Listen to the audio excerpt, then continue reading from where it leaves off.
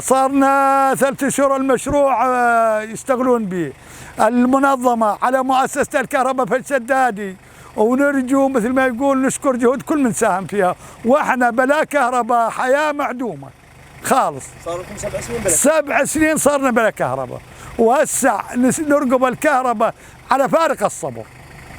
بحاجة حلالنا بحاجة مي، احنا بحاجة مي، بحاجة عمل، كل عملنا واقف بلا كهرباء. حياة جماد، بداية الكهرباء حياة جديدة، وبداية الكهرباء تنور حياتنا وبيوتنا. اليوم الحمد لله بفضل الله تعالى وجهود العاملين خلصنا اليوم من مشروع إنارة قرى قشقش جنوبي.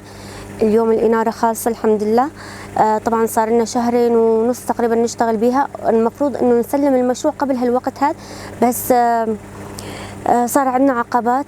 اول شيء التوسع السكاني، لما عرفوا انه راح تيجي الكهرباء وتنار القرى من جديد، رجعت العالم وبلشت بالاعمار. يمكن لاحظت الفرق بين اول ما بلشنا المشروع من 2 شهر وبين اليوم. العالم رجعت على بيوتها وبلشت تعمر من جديد. هاي نقطة. النقطة الثانية مشكلة الألغام. يعني الألغام وقفتنا أكثر من شهر لأنه المنطقة كلياتها ألغام. خلصنا الألغام الحمد لله وخلصنا المشروع، واليوم الحمد لله نارت القرى، وشوفت عينك العالم مرتاحة ومبسوطة على هالإنجاز. يعتبر إنجاز عظيم بحد ذاته بهالأيام العصيبة اللي نمر بيها. عندنا قرى قشقش الشمالي وجنوبي، إن شاء الله الأربعاء نفس الموضوع خالصة، يعني مسألة ساعات قليلة نكون خالصين من المشروع. بالنسبة للقشقش الشمالي وجنوبي ووسطى عندنا 3 محاولات، كل قرية محاولة. قشقش جنوبي 200 والقشقش الشمالي راح نستبدلها 200 بسبب التوسع اللي صار بها خلال هالشهرين. قشقش وسطى 100.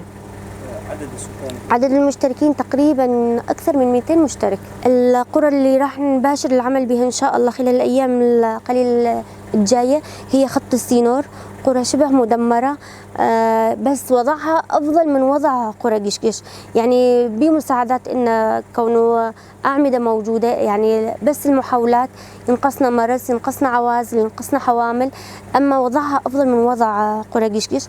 أما إن شاء الله يا ربي خلال هالشهر نخلص منها ونوصلها كهرباء وتنور القرى.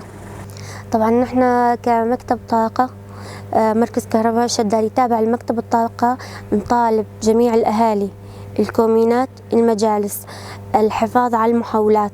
طبعا هي تعتبر ملك الكل بيت، مو ملك القرية أو ملك لحدا معين، ملك الكل بيت. نطالب بحمايتها بسبب السرقات والتخريب اللي حاصل بالمنطقة بشكل عام.